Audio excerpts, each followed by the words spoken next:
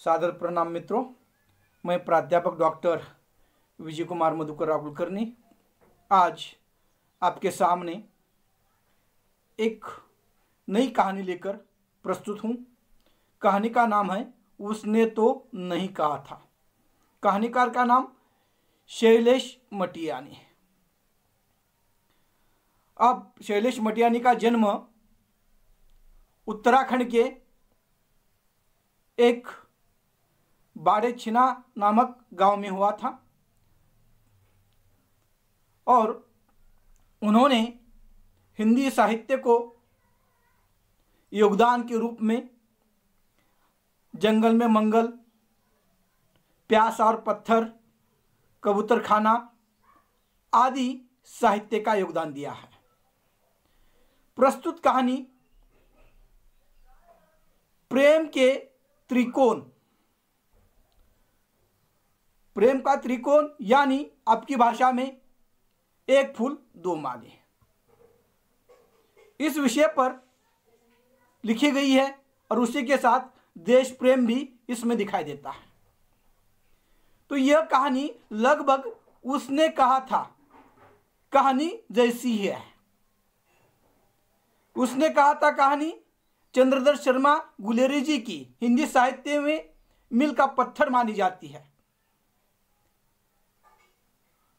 तो हम उसने तो नहीं कहा था कहानी देखने के पहले उसने कहा था इस कहानी पर थोड़ी सी चर्चा करेंगे, क्योंकि यह कहानी समझ में आ जाएगी।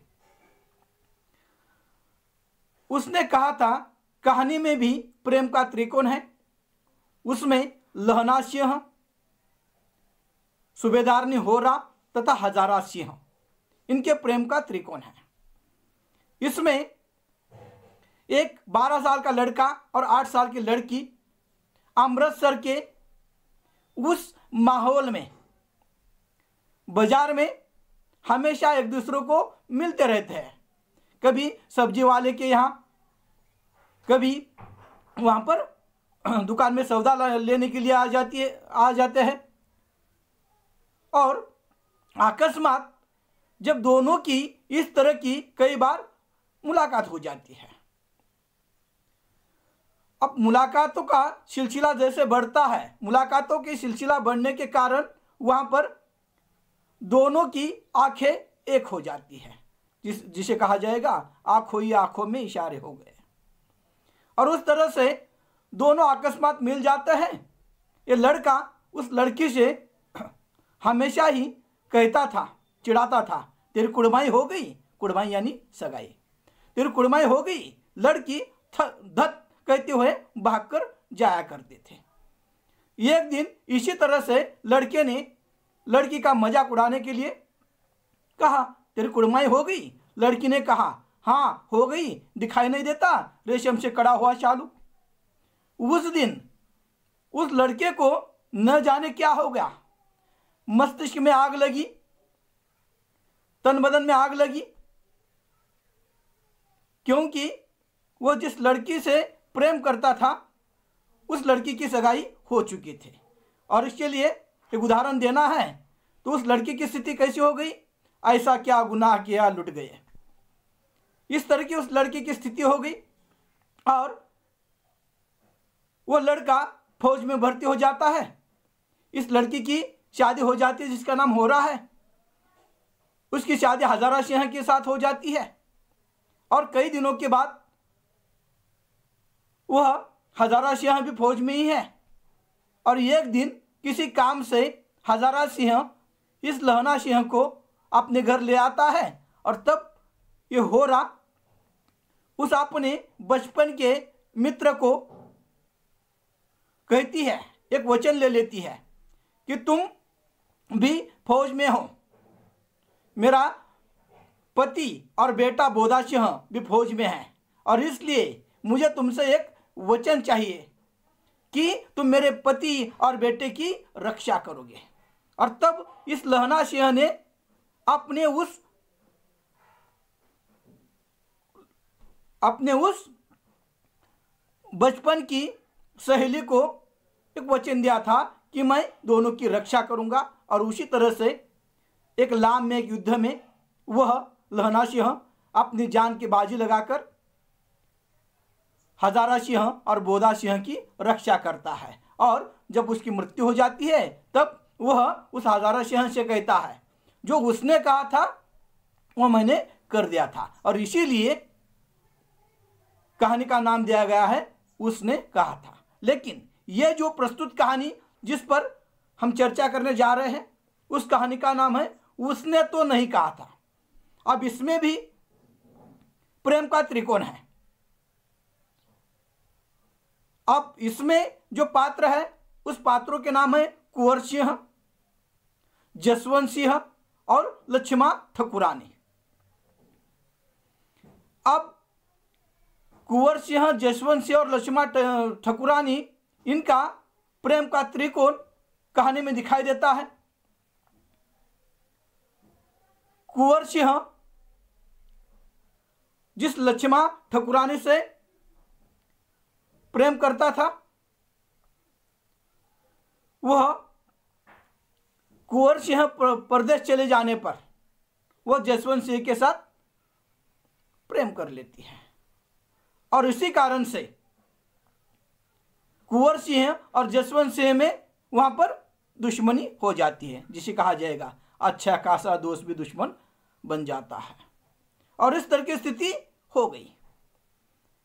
वैसे ये लक्ष्मा ठकुरानी 22-23 साल की है, लेकिन उसके बावजूद 3 बार विधवा हो चुकी है। एक 7 साल की अवस्था में, एक 13 साल की अवस्था में, और पिछले कुछ दिनों में। और इस तरह से वो लक्ष्मा ठकुरानी के कारण दोनों दोस्त दुश्मन बन जाते हैं, लेकिन दोनों भी फौज में भर्ती हो जाते हैं, और उस फौज में जसवंत सिंह को दुश्मन की गोली लग जाती है, और तब यह लहना कुंवर सिंह जसवंत सिंह की जान की रक्षा करता है, उसे सहायता करता है, और तब उस अंतिम अवस्था में जसवंत सिंह कुंवर सिंह को कहता है तुमने इतना कुछ हो जाने के बाद मेरे जान की रक्षा की है, उसने तो नहीं कहा था। इस तरह से इस कहानी को नाम दिया गया है उसने तो नहीं कहा था। कहानी पूर्व दीप्ति शैली की है, पूर्व फ्लैशबैक शैली, जिसमें अतीत की यादें प्रस्तुत की जाती है, जो जीवन में घटित पिछली घटना है उस पर प्रकाश डाला जाता है। और उसी तरह से जब हम यह कहानी देखते हैं, कहानी का आरंभ हम देख लेते हैं उसने तो नहीं कहा था। तो कहानी के आरंभ में दिखाया गया है एक बड़े से पत्थर के पीछे जसवंत सिंह हाथ में राइफल लेकर दुश्मनों का सामना कर रहा है। अंधेरा छाया हुआ है, और उस समय दुश्मन की गोली इस जसवंत सिंह के कंधे को लग जाती है। कोहरा वहां पर छाया हुआ है, और उस कोहरे के अंधेरे में भी, धुंधलके में भी उसे गोली लग गई है, और वह उसकी अवस्था गोली लगने के कारण वहां पर जख्मी हो गई है। और तब कुंवर सिंह उसे बचाने के लिए, उसकी सहायता के लिए जिस दुश्मन ने जसवंत सिंह पर गोली चलाई थी उस पर यह भी प्रहार करता है, और दो दुश्मनों को मार देता है। और जब जसवंत सिंह देख लेता है, लहना सिंह उसकी ओर, वह जसवंत सिंह देख लेता है कुंवर सिंह उसकी ओर आ रहा है, और कुंवर सिंह आते आते जसवंत सिंह को सहायता करता है, और वहां पर जैसे सहायता कर लेता है तो कुंवर सिंह, जसवंत सिंह, ये दोनों पहले तो अच्छे दोस्त थे, लेकिन बाद में इनके अंदर वैमनस्य आ गया था, और जसवंत सिंह को आश्चर्य लगता है कि यह मेरी जान की रक्षा क्यों कर रहा है इतना कुछ हो जाने के बाद। अब जसवंत सिंह की आंखों के आगे अंधेरा छाया हुआ है, क्योंकि बुलेट लगने के कारण जख्मी अवस्था में है, आंखों के सामने अंधेरा छाया हुआ है, कुछ समझ में नहीं आता, मृत्यु के मानो बहुत नज़दीक है, कब मृत्यु आएगी पता नहीं है, वहाँ पर कुछ दिखाई नहीं देता। और उस अवस्था में इस जसवंत सिंह को अपनी पुरानी यादें आने लगती हैं। पुराने यादों में उसे वो लक्ष्मण ठकुरानी याद आ जाती है, तो फैशनेबल कपड़े पहनती है, शेरू मियाँ की याद आ जाती है, और ऐसी अवस्था में वो कहराते हुए जख्मी अवस्था में मृत्यु से संघर्ष करते हुए वहाँ पर गिर गया है। और तब उसे अपने उस दोस्त के साथ, कुंवर सिंह के साथ जो दिन बिताए थे, उन दिनों की याद आ जाती है। दोनों बहुत अच्छे दोस्त थे, कुंवर सिंह और जसवंत सिंह।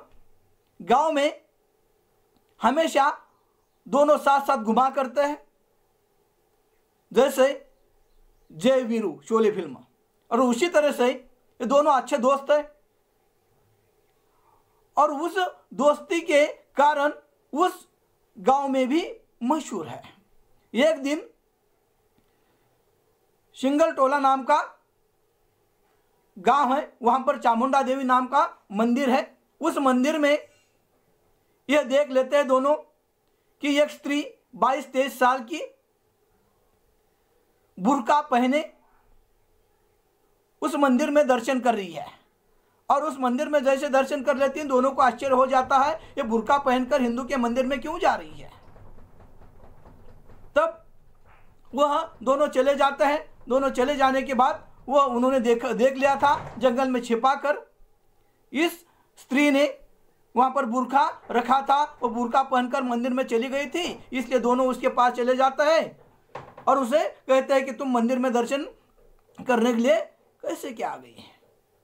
और उसका बुर्का जब उठा देते हैं, कुंवर सिंह वहां पर बुर्का उसका उठा देता है, देख लेता है, आश्चर्यचकित हो जाता है, यार ये तो ठकुरानी है उस दर्जी की, और उस शेरू मियाँ की यह ठकुरानी है। और आश्चर्यचकित हो जाते हैं क्योंकि 22-23 साल की यह युवती विधवा हो चुकी है, और इसी 22-23 साल के उम्र तक वो 3 बार विधवा हो चुकी थी, 7 साल की अवस्था में, 13 साल की अवस्था में, अब पिछले कई दिनों में। और इसलिए ये दोनों आश्चर्यचकित हो जाते हैं और उसका बुर्खा जैसे उड़ा देते हैं, वह निकाल देते हैं और कहते हैं कि क्या शेरू मियाँ भी चल बसे। और ये कहने के बाद वो लड़की वहां पर रोने लगती है, क्योंकि वह इस अवस्था तक कई बार संघर्ष कर चुकी है, और इसी कारण से अब ये दोनों चिढ़ा रहे हैं, उसे बुरा लगता है, रोने लगती है। और तब ये दोनों कहते हैं रोने के लिए क्या हुआ, हमने कुछ गलत तो किया नहीं है। और तब वहां पर वह कहते हैं क्या शेरू मियाँ भी मर गया। ये कहने के बाद क्या तुम्हें शर्म नहीं आई कि शेरू मियाँ के साथ तुमने विवाह किया है। ये कहने के बाद शेरू मियाँ की याद जैसे आ जाती है, वो कहती है स्त्री का जीवन सहारा ढूंढता है, स्त्री का जीवन जाति नहीं देखता, स्त्री का जीवन प्रेम देखता है, और इसीलिए मैंने भी शेरू मियाँ के साथ शादी की थी। ये शेरू मियाँ मनियार का भी काम करता है और कपड़े भी बेचता है, और कई बार वह इस लक्ष्मण ठकुरानी के भी घर आ गया था, और जब वह कंगन वगैरह पहनाता था, तब लक्ष्मण ठकुरानी ने उसे कहा था कि क्या तुम्हें भी कब्रिस्तान जाना है, क्योंकि जिस ढंग से शेरू मियाँ कंगन पहनाता था वह इस लक्ष्मण ठकुरानी के समझ में आ गया था, इसलिए वह उसे कहती है क्या तुम्हें भी कब्रिस्तान तक पहुंचना है। तो शेरू मियाँ कहता है तुम्हारे लिए मैं जहन्नुम में भी चला जाऊंगा, कुछ भी कर दूंगा, तेरे लिए जानम, ये स्थिति। और इस तरह से वह वहां पर शेरू मियाँ के साथ विवाह कर चुकी है। और शेरू मियाँ के साथ विवाह करने के बाद अब कुंवर सिंह के साथ उसकी मुलाकात हो गई। कुंवर सिंह उसका पर्दा उठा लेता है और जैसे ही उसका पीछा छोड़ता ही नहीं है। अब इस लक्ष्मा ठकुरानी ने उस शेरू मियाँ का घर छोड़ दिया है, अकेले रहने लगी है। छोटा सा मकान है, नल की व्यवस्था है और इस तरह से वो रहने लगी है। कुंवर सिंह के साथ उनकी मुलाकात होती रहती है और जसवंत सिंह भी उसमें सहायता कर लेता है। लेकिन कई दिनों के बाद यह कुंवर सिंह 1 साल के लिए परदेश चला गया है और परदेश चले जाने के बाद ये लक्ष्मा ठकुरानी जसवंत सिंह के प्रेम में पड़ जाती है। हिवड़े में नाचे मोर थैया थैया, यह स्थिति हो जाती है। और जैसे ही जसवंत सिंह के प्रेम में पड़ जाती है और यह कुंवर सिंह कई दिनों के बाद जैसे वापस आ जाता है, उसे पता चलता है कि जसवंत सिंह के साथ इस लक्ष्मा ठकुरानी ने घर बसाने का प्रयास किया है या बसाना चाहती है। तब कुंवर सिंह को गुस्सा आ जाता है और कुंवर सिंह को गुस्सा आ जाने के कारण वह जसवंत सिंह को अपने जीवन का सबसे बड़ा शत्रु मानने लगता है। और जैसे ही जसवंत सिंह को अगर लक्ष्मा ठकुरानी कहती है, क्योंकि लक्ष्मा ठकुरानी और कुंवर सिंह के अंदर बात हुई थी, कुंवर सिंह आने के बाद लक्ष्मा ठकुरानी ने सारी बातें कही थी और बताई थी, तब कुंवर सिंह कहता है अगर तू जसवंत सिंह को चाहती है या उसके घर जाना चाहती है तो मैं खुदकुशी कर लूँगा, आत्महत्या कर लूँगा, या उसके घर में चली जाती है तो मैं उसकी हत्या कर दूंगा। और इस तरह से कहने के बाद लक्ष्मा ठकुरानी आकर जसवंत सिंह को बता देती है और वो कहती है कि मैंने दोनों को प्रेम किया था और जिस तरह से 2 पर्वतों के बीच से नदी बहती है, अटक जाती है, और उस तरह की मेरी स्थिति है। जैसे मंदिर के सामने मैंने दोनों को देखा था, दोनों के प्रति मेरे मन में प्रेम ऊपर बैठा था, लेकिन अब कुंवर सिंह इस तरह से कहते हैं। और यह कहने के बाद जसवंत सिंह फौज में चला जाता है। फौज में चले जाने के बाद वहां पर जाकर वह बहुत प्रयास करता है, इसके बारे में सोचता है और कहता है कि तुम्हें कुंवर सिंह बहुत प्रेम करता है, अपनी घरवाली मानता है और इसलिए तुम उसके साथ वहां पर जीवन बिता दो, क्योंकि स्त्री वहां पर कोई संपत्ति नहीं होती जिसका प्रेम बांटा जाए। एक आध बार घर बांटा जा सकता है, लेकिन स्त्रियों को या प्रेम को बांटा नहीं जा सकता। और इस तरह से वो कहता है तुम्हारे मन की भावना जाकर ईश्वर तो माफ करेगा, लेकिन समाज इस भावना को नहीं मानता। लेकिन कुंवर सिंह तुम्हें सहायता कर रहा है, क्योंकि स्त्रियों के बारे में कहा गया है, राम ने भी सीता की परीक्षा ली थी, उसके बावजूद कुंवर सिंह ने सब पता है तब भी वह उसे अपनाना चाहता है, उसके साथ जीवन बिताना चाहता है। और ऐसी अवस्था में जसवंत सिंह तो सैन्य में चला गया है, कुंवर सिंह भी पैतृक संपत्ति से बेदखल हो गया, पिता के संपत्ति से बेदखल हो गया, वो भी फौज में चला गया। दोनों अकस्मात कई बार एक दूसरे के सामने आ जाते हैं। दोनों अकस्मात कई बार एक दूसरे के सामने आ जाते हैं, लेकिन कुंवर सिंह के आंखों में एक गुस्सा है जसवंत सिंह को लेकर, इसलिए जसवंत सिंह कई बार बात करने का प्रयास करता है, लेकिन कुंवर सिंह उससे बात करना नहीं चाहता। लेकिन अब स्थिति ऐसी आ गई है, वहां पर दुश्मन ने हमला किया है और उसमें जसवंत सिंह घायल है, कंधे को गोली लगी है और उस अवस्था में कुंवर सिंह उसे सहायता कर रहा है। और सहायता करते वक्त वहां पर 4 पाई भर कई दिनों तक कुंवर सिंह जसवंत सिंह की सेवा करता रहा। और उस सेवा करते समय दोनों में बातचीत हो जाती है। जसवंत सिंह पूछना चाहता है कि क्या कभी तुमने मेरी जीवन की रक्षा इसलिए तो नहीं की कि उसने तो नहीं कहा था। वो कहता है उसने तो नहीं कहा था, लेकिन मैं और तुम दोनों फौज में हैं, देश की रक्षा कर रहे हैं, देश की रक्षा की जिम्मेदारी हम पर है, लेकिन उसी के साथ साथ हम एक दूसरे का भी ख्याल रखें, यह हमारा दायित्व है। और इसीलिए मैंने तुम्हारी रक्षा की है, उसने तो नहीं कहा था। अब वह लक्ष्मा ठकुरानी बहुत बदल गई है, जब से बाल बच्चे हुए हैं वह तुम्हारी याद भी नहीं करती। इस तरह से कुंवर सिंह कहता है, लेकिन याद भी नहीं करती। ये कहते वक्त वहाँ पर थोड़े गले में आवाज़ दब गई कुंवर सिंह के। तो जसवंत सिंह को पता चला कि यह तो प्रेम को खोने से डरता है। और इस तरह से अब जसवंत सिंह और कुंवर सिंह के अंदर बातचीत हो रही है। और वह जसवंत सिंह कहता है, क्या तुम मेरे हत्या करना चाहते हो?